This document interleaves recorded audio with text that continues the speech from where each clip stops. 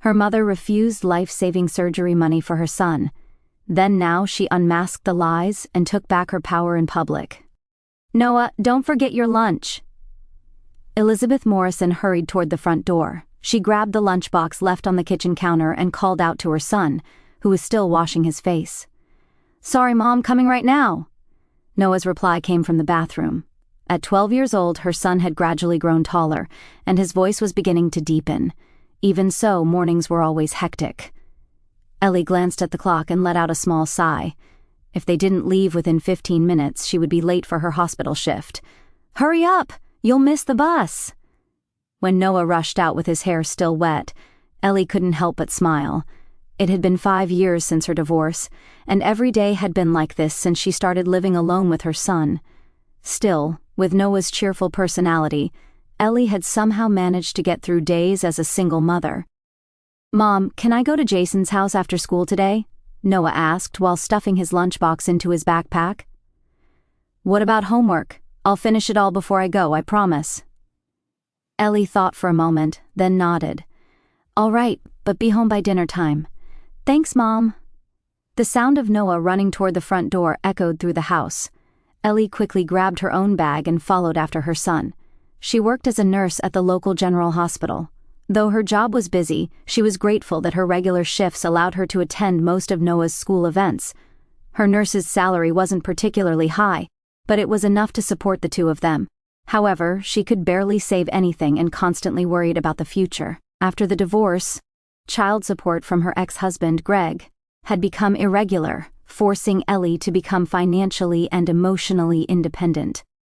After seeing Noah off at the bus stop, Ellie got into her car. During the 15-minute drive to the hospital, she usually organized the day's plans in her head. Today, she had a shift until evening, after which she needed to prepare Noah's dinner and do the laundry. Her mother, Deborah's birthday party, was coming up this weekend, but that was yet another worry. Deborah Morrison, still energetic at 60, ran a successful real estate business and was known as one of the wealthiest people in town. She always demanded perfection and had high expectations for her daughters. She had repeatedly told Ellie to get it together, while treating her younger sister, Rachel, with favoritism. That difference remained unchanged. Rachel lived with her husband, Michael, and their 16-year-old daughter, Emma, in a nice house in the suburbs. Michael worked for a prominent local company, and Rachel's family enjoyed a comfortable financial life. Despite this, Deborah frequently provided Rachel's family with financial assistance. "Why always Rachel?" Ellie murmured to herself, then quickly dismissed the thought. There was no point in making comparisons now. What mattered was her life with Noah. What Ellie could never understand was why her mother would lavish expensive gifts on Rachel's daughter, Emma, while only giving practical items to Noah, even though both were her grandchildren. Parking her car in the hospital lot, Ellie took a deep breath. Many patients needed her today. She had to set aside her personal worries and focus on her duties as a nurse. "Good morning, Ellie." Her colleague Sarah waved to her in the hospital lobby. "Morning, Sarah. How's it going today?" "It's busy. The emergency room is full, and new patients keep coming in." Ellie nodded and headed to the staff room. After changing into her uniform and neatly putting up her hair, she pinned her Elizabeth Morrison name tag to her chest. Here, she was neither a mother nor a daughter, but a professional healthcare worker. There was a certain comfort in that. That afternoon, while Ellie was checking a patient chart, her smartphone rang. It was Rachel calling. "What is it? This is unusual." "Ellie, about Mom's birthday party, can you help on Saturday?" It was typical of Rachel to ask for help that way. Ellie hesitated slightly but eventually agreed. "All right, what time should I come? Around 10 o'clock in the morning would be great. Oh, and..." Rachel paused before continuing. "Mom mentioned she wants to discuss Emma's study abroad in England." Ellie frowned. Emma studying abroad in England? This was the first she'd heard of it. Study abroad? I haven't heard about this. It's still in the planning stages, but Mom says she'll support it. Understanding the implication, Ellie felt a bitter taste in her mouth. Once again, her mother was planning to provide financial assistance to Rachel's family. When Noah had asked about college, Deborah had simply told him to look for scholarships. "I see. Let's meet on Saturday." After hanging up, Ellie took another deep breath.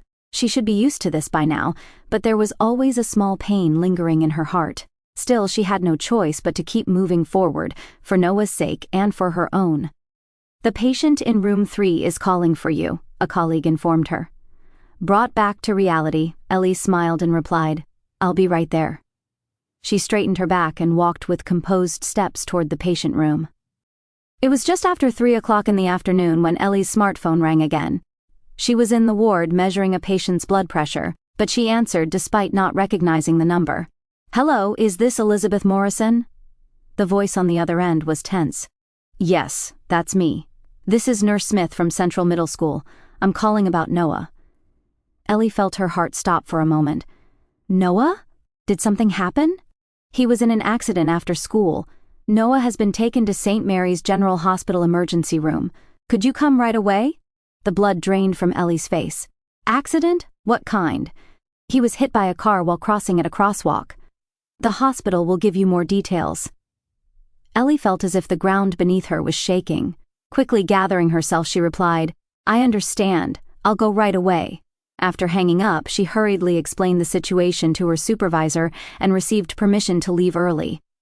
With her colleagues' concerned looks following her, she ran to the parking lot. As she drove to St. Mary's General Hospital on the other side of town, not the hospital where she worked, her mind went blank. "Please be okay," she whispered, praying at every red light. Noah was her everything, her son who had remained strong for her sake. The fear that his life might be in danger made Ellie's entire body tremble. Stopping her car at the emergency entrance of St. Mary's Hospital, Ellie rushed to the reception desk. "I need to know about Noah. He's my son brought in from a traffic accident." The receptionist guided her to the emergency treatment area. On the way, a young doctor in a white coat approached her. "You must be Noah's mother. I'm Dr. Carter. My son, how is he?" Dr. Carter began explaining calmly but urgently. Noah was hit by a car from the right side, resulting in a complex fracture of his right arm and internal bleeding. The CT scan also shows liver damage. We're currently stopping the bleeding, but emergency surgery is needed. As a nurse, Ellie understood all too well what those words meant. Internal bleeding and liver damage were life-threatening. It was a race against time. "Surgery right now?" "Yes, could you sign the consent forms?" Ellie mechanically signed the documents presented to her. While her mind understood that this was reality, her heart seemed to refuse to accept it. "Let me see my son." After a moment's hesitation, Dr. Carter led her to the treatment room. Noah, on the bed, looked nothing like his usual energetic self. His face was pale, swollen on the right side, with multiple eye-fifth lines and monitor wires connected to his small body. When Ellie took her son's hand, Noah slightly opened his eyes. "Mom, it hurts." At his weak voice, Ellie struggled to hold back tears. "It's okay, Noah. Mom's here now. Everything will be fine." Noah nodded faintly and closed his eyes again. A nurse standing nearby explained, "He's drowsy because of the anesthesia we've given him." "Mrs. Morrison, I need to speak with you." Another woman approached her. She appeared to be a hospital administrative staff member. "We need to go over insurance information and complete some procedures before surgery." Ellie reluctantly left Noah's side and followed the woman to the administrative office. While providing insurance information and filling out necessary forms, the administrative staff member hesitantly said, "Mrs. Morrison, your insurance will require a partial out-of-pocket payment for the surgery. The emergency surgery and hospitalization costs combined will result in approximately $155,000 in out-of-pocket expenses." Ellie caught her breath. She didn't have that kind of money anywhere. "Can I make payments in installments?" "Of course, we have payment plans, but we need an initial payment of at least $3,000 before the surgery." Ellie held her head in her hands. She had only about $1,000 in her bank account after setting aside rent and living expenses. Her credit card was already near its limit. "We can't schedule the surgery until payment is confirmed," the staff member added apologetically. "But my son needs surgery right now," Ellie exclaimed. "I understand your situation. However, hospital policy..." Ellie left the administrative office feeling desperate. She sat down on a chair in the hallway, trying to figure out what to do. Even if she asked friends, no one could lend her that much money. Her ex-husband, Greg, had been unreachable for months. At that moment, one option came to mind. Her mother, Deborah, could certainly arrange the money immediately.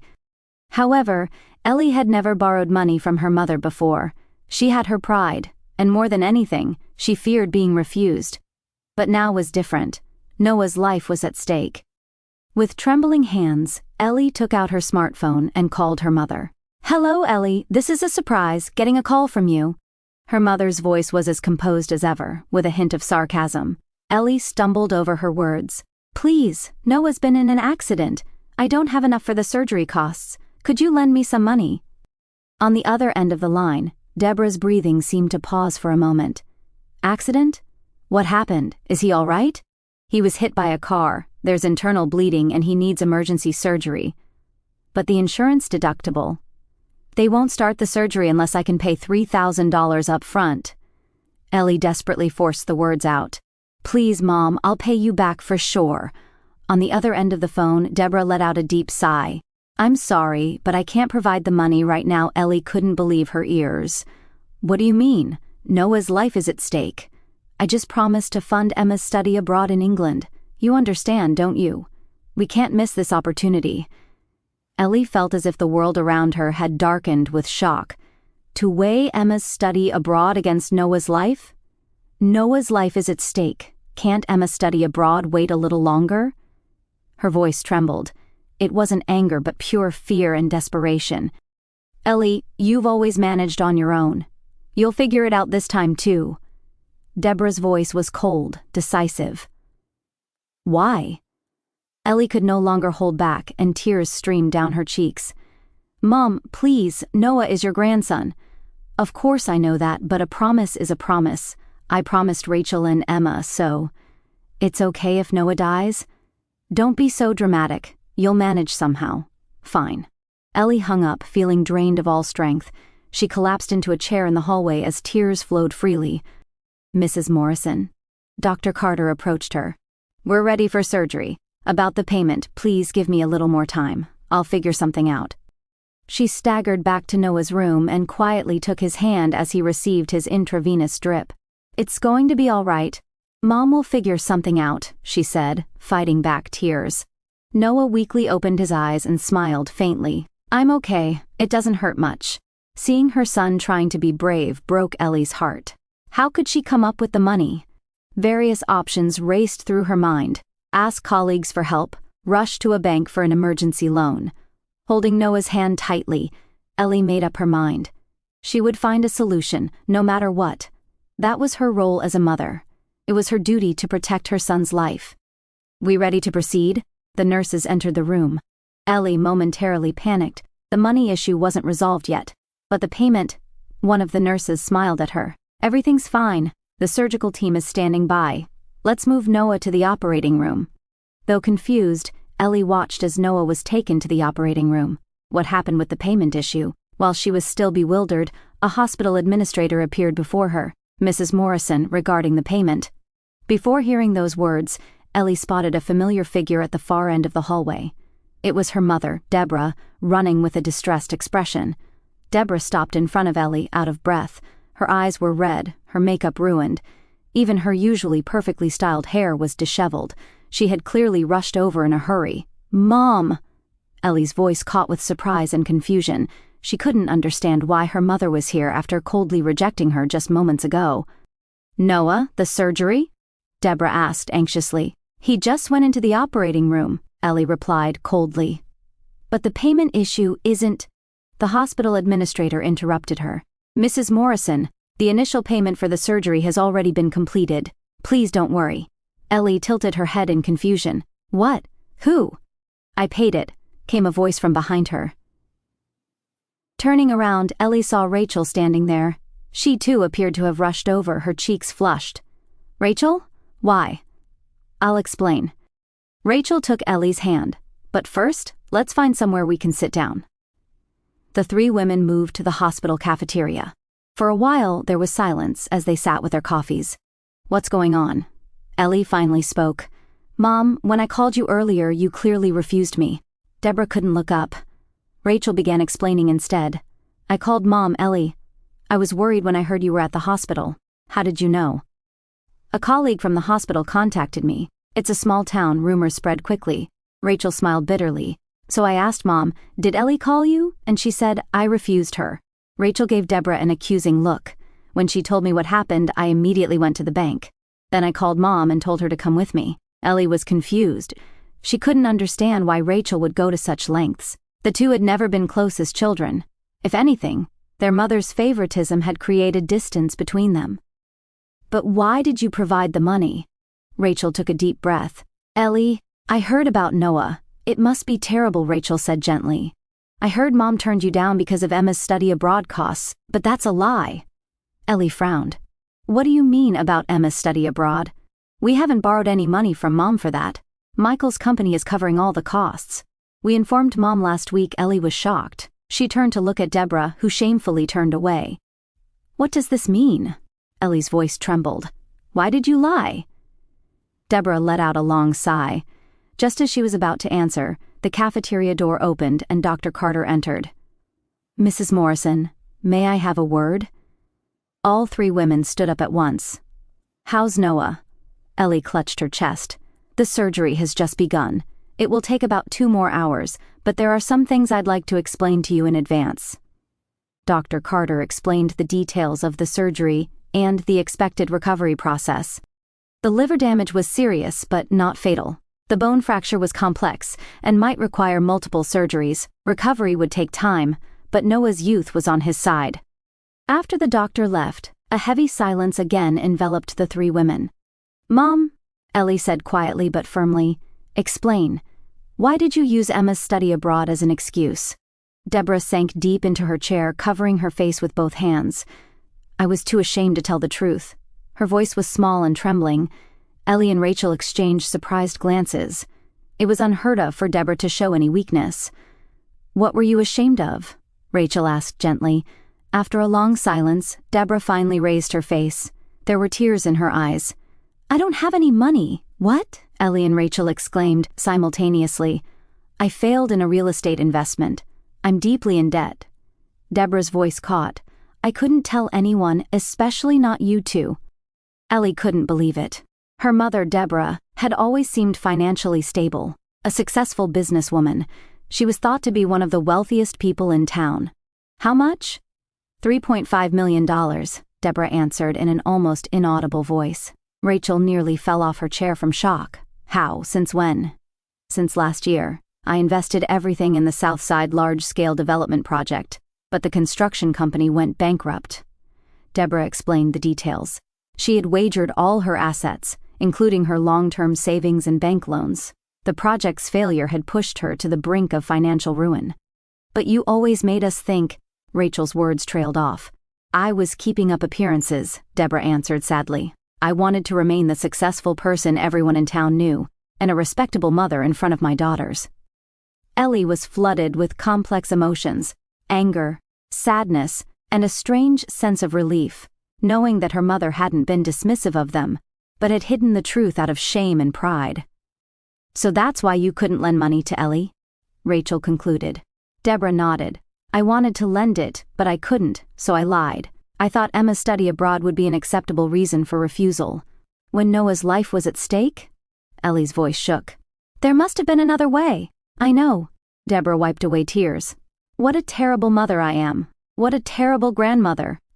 Seeing Deborah break down in tears shocked Ellie. She had never seen her mother display such raw emotion. At that moment, Rachel's smartphone rang. It was Michael. After a brief conversation, she turned back to them.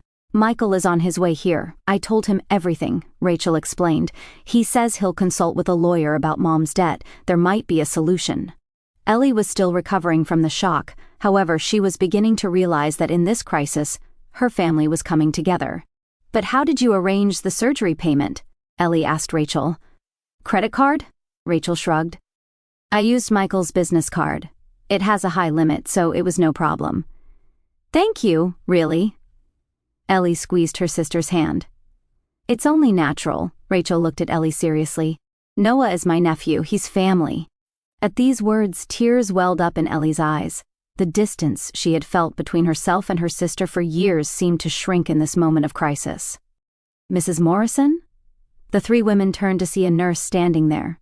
"The surgery is still in progress, but it's going well. It should take about 2 more hours." Ellie sighed with relief. Thank you. After the nurse left, Ellie looked at her mother and sister. The three women sat awkwardly under the weight of years of misunderstandings and secrets, but the atmosphere was gradually changing. What now? Ellie asked quietly. Deborah looked up, showing determination for the first time. I'm going to live honestly. No more lies. I'll handle the debt myself. And, she hesitated slightly before continuing, I'll be more honest with you both, especially with you, Ellie. Ellie nodded slowly. She couldn't easily forgive her mother, but at least now that the truth was out, she felt they could take a new step forward. Let's wait together until the surgery is finished, Rachel suggested. And so, the three women began to talk quietly about past memories, misunderstandings, and hopes for the future. Their family bonds had been damaged, but at this moment, the threads of repair were beginning to be woven. Several hours later, Dr. Carter appeared with a tired expression. The surgery was successful. At these words, all three shed tears of relief. Noah was still in a critical condition, but the worst was over. Ellie quietly held her son's hand as he was transferred to the recovery room. It would still be some time before he woke from the anesthesia. Deborah and Rachel waited in the hallway. Noah, Ellie whispered to her sleeping son, everyone is worried about you. Grandma and Aunt Rachel. Everyone is waiting for you to wake up soon. Dawn was beginning to break outside the window. With the start of a new day, Ellie sensed that through this crisis, her family was beginning to walk a new path. 2 days after the surgery, doctors announced that his condition had stabilized. Ellie was dozing in the chair by her son's bedside. She had been by his side for 2 days, barely resting. Mom? At the faint voice, Ellie jumped awake. Noah was slowly opening his eyes, looking at her. Noah. Ellie clutched her son's hand. How are you? Does it hurt? Noah smiled weakly. I'm okay, just thirsty. Ellie quickly prepared water and helped Noah drink through a straw. After drinking, Noah looked around. Where am I? You're in the hospital, Ellie explained gently. Remember? You were in an accident. Noah furrowed his brow, closing his eyes as if trying to recall. I got off the bus and was crossing at the crosswalk. That's right, you were hit by a car, but don't worry, the surgery was successful. Noah looked down at his body. His right arm was in a fixation device, and large bandages were wrapped around his abdomen. An intravenous needle was inserted in his left arm. Was I about to die? The straightforward question clutched at Ellie's heart. It was a bit dangerous, but you're a strong boy. The doctors were amazed. Noah smiled proudly for a moment, but then his expression turned serious. Mom, have you been awake this whole time? Looking at the dark circles under Ellie's eyes, Noah asked with concern. Ellie nodded as she stroked his hair. It's okay, just having you safe. The door quietly opened, and Deborah and Rachel appeared. Both looked tired, but their faces brightened when they saw Noah was awake. Deborah rushed over and took her grandson's hand. I'm so glad you're awake, Grandma. Noah looked surprised. It was unusual for his grandmother to visit the hospital. Yes, I've been here the whole time, Deborah replied tearfully. I was so worried about you. Rachel also approached and gently kissed Noah's forehead. I'm glad you're feeling better, Noah. Emma is worried too. She'll come as soon as school is out. Though confused, Noah smiled happily. Grandma and Aunt Rachel caring so much about him? Something special must have happened. Thank you, everyone, Noah said weakly. Dr. Carter came for rounds, and after thoroughly checking Noah's condition, explained to Ellie and the others, he's recovering faster than expected. That's the privilege of youth. The doctor smiled. However, it will take several months for complete recovery. The liver especially needs rest. Work? Ellie asked worriedly. Someone will need to stay with Noah for at least the first month. Ellie's expression clouded. Her financial situation didn't allow her to take a month off work. Don't worry, Deborah said quietly. I'll take care of him. Ellie looked at her mother in surprise. Deborah returned her gaze with a serious expression. Please, let me do this. Give me the chance to care for my grandson. After the doctor left, the four continued their quiet conversation. Noah tired easily and occasionally dozed off, but seemed comforted by having his family around. In the evening, Ellie sat with her mother in the hospital cafeteria, drinking coffee. Rachel had gone home to prepare to return with Emma. Are you really sure about this, taking care of Noah? Ellie asked quietly. Deborah took a deep breath. Ellie, I want to learn from my mistakes. From now on, I won't lie and I'll trust you all. She reached out and took Ellie's hand. I always thought I had to be a perfect mother, but in the end, I made the worst choice. Deborah apologized tearfully. I'm truly sorry. Ellie was filled with complex emotions. There was anger, but also a sense of her heart stirring as she encountered her mother's weakness and sincerity. Mom, why did you have to keep up appearances? We're family. Deborah was silent for a long time. Eventually, she began speaking in a quiet voice. After your father left, I didn't want to be a failure. I couldn't bear everyone in town saying poor thing about me. Ellie recalled the memory from when she was 13, her father leaving and her mother crying all night. So I staked everything on becoming successful. Raising 2 daughters properly was my pride, Deborah continued. But somewhere along the way I went wrong, especially with you, Ellie. What do you mean? Seeing you work so hard, I should have supported you more. Instead, I pushed you away, saying, pull yourself together. I said it was to make you stronger. Deborah turned her face away. But maybe the truth is, I didn't want you to see my weakness. Ellie felt her chest tighten, hearing her mother's true feelings. Gradually, she began to understand the reason behind her mother's harshness over the years, and spoiling Rachel was because she seemed weaker than you, Deborah admitted shamefully. You're strong, like me, but Rachel is more sensitive. She takes after your father. After Dad? Ellie was stunned. Yes, so I felt I needed to protect her specially. Deborah smiled bitterly, but in doing so, I created a wall between us. The two talked for a long time about their days of child-rearing, family memories, and mutual misunderstandings. Sometimes crying, sometimes laughing, Ellie felt as if she was seeing her mother as a person for the first time, not as someone perfect, but as a woman with her own weaknesses. About Noah, Deborah changed the subject. Don't worry about the financial concerns during his recovery period. I'll take care of it. But Mom, your debt. Yes, I have debt, but I haven't lost everything yet, Deborah said with determination. I've decided to sell my house. I'll move to a smaller place and pay off the debt. Ellie was surprised. You're selling your house. But that house is just a building. Deborah shrugged. It was a tool for keeping up appearances. I don't need it anymore. That night, Rachel and Emma returned to the hospital. Emma sat beside Noah's bed, cheerfully telling him about what was happening at school. Though the cousins hadn't had much opportunity to meet before, a new bond seemed to be forming between them.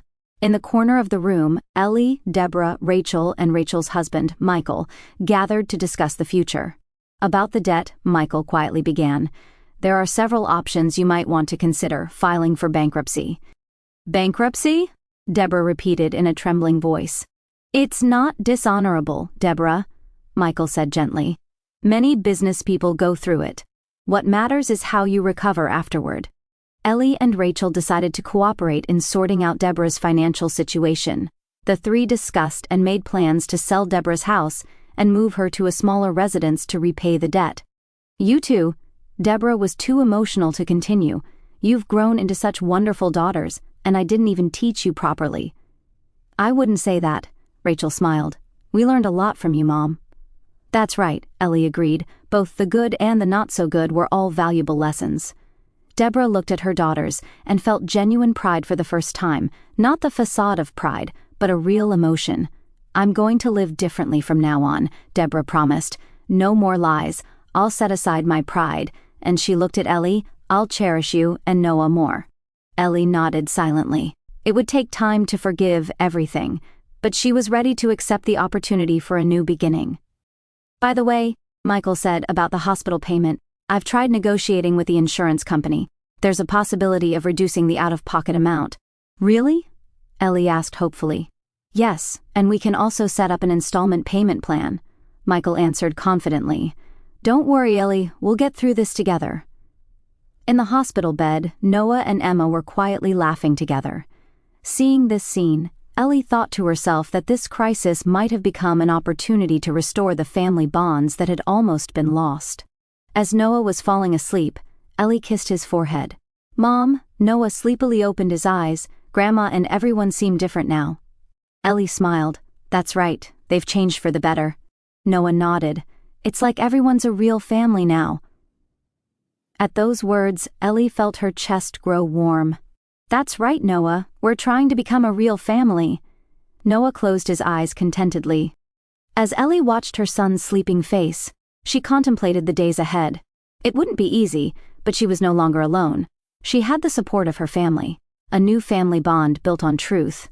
Stars shone in the night sky, visible from the hospital window, like new lights of hope. 6 months later, in a small apartment lit by the morning sun, Deborah was preparing for work. The space was incomparably smaller than her former mansion, but she felt a strange sense of peace here. "Good morning, Deborah. Please check today's schedule," called her colleague Jeanette, standing at the entrance. Having closed her real estate business, Deborah now worked as an activity coordinator at the local Sunrise Senior Center. "Thank you," Deborah smiled, glancing at the family photo on the kitchen counter. It was taken at Noah's discharge celebration, showing Ellie, Noah, Rachel, Michael, Emma, and herself. Everyone wore genuine smiles. The debt was being repaid little by little, and with Michael's help, they had established a path forward. "Life is ironic," Deborah murmured. "Only after losing everything did I finally see what truly matters." Ellie walked down the hospital corridor, reviewing notes for her head nurse exam. Having started attending night school, she felt fulfilled as she pursued career advancement. "Ellie, how's Noah doing?" Senior nurse Sarah called out. "He's fully back in school this week. He's really getting better." Ellie's expression showed obvious relief. "I heard your mother is doing great work at the senior center," Sarah mentioned. Ellie smiled. She said it was temporary at first, but now she's completely enthusiastic about it. "That accident was terrible, but it changed our family." Returning home, Ellie found Noah and Emma engrossed in a video game in the living room. The cousins had grown close over these past 6 months. "Emma, what happened with your England study abroad?" Noah asked. "I postponed it for 1 year," Emma answered. "Meanwhile, I've started volunteering at a nursing home. I got interested after seeing Grandma's work." "Emma volunteering? I can't imagine it." Noah showed a surprised expression. "How rude. People can change, you know." Emma laughed, throwing a pillow at him. "I know, our family is the best proof of that, right?" That night, the entire family gathered for dinner. "Let's make a toast." Michael raised his glass to the health and happiness of their family. "Noah, how's school?" Deborah asked. She now actively participated in her grandson's school events. "My teacher wants to write an article about my accident. The theme is the value of life and family bonds." "Emma, how are your college applications?" Ellie asked. "I want to study psychology. After seeing the people working at Grandma's facility, I became interested in elderly care." Deborah looked moved. "Emma, that's because of your influence, Grandma." Emma smiled. After dinner, Deborah called Ellie into the kitchen. "My life's greatest failure has become my greatest blessing," Deborah said with emotion, "because it taught me the true meaning of family." Ellie studied her mother. The perfectionist of old was gone, replaced by a more human expression. "Mom, it's wonderful to see how you've changed. You've changed too," Deborah pointed out. "You've become more confident since Noah's accident. I've discovered my own strength. At the same time, I've learned the importance of asking for help." "We took the long way around, didn't we?" Deborah smiled ruefully. "But we're here now." Ellie took her mother's hand. "That's what matters." As the evening grew late, Deborah and Ellie stood on the porch. "Mom, be honest, do you regret it? Giving up that big house, your successful business, everything?" Deborah considered before answering. "Sometimes I miss the old life, but in my current life, I feel much more genuine happiness. A life built on honesty and humility is far more valuable than one constructed of lies and pretense." "If you can think that way, you really have changed, Mom." "I'm still halfway there, but I'm moving in the right direction." From inside the house, Noah's voice called out, "Mom, Grandma, Emma wants to take a photo." Everyone gathered in front of the camera, smiling for the picture. Those who had once been separated by lies and misunderstandings were now bound by truth and love. Deborah quietly reflected, "Sometimes the darkest hours of life bring forth the brightest light." Through the tragedy of Noah's accident, she had learned the most valuable lessons: to be honest, to acknowledge weakness, and above all, to truly understand what it means to love family.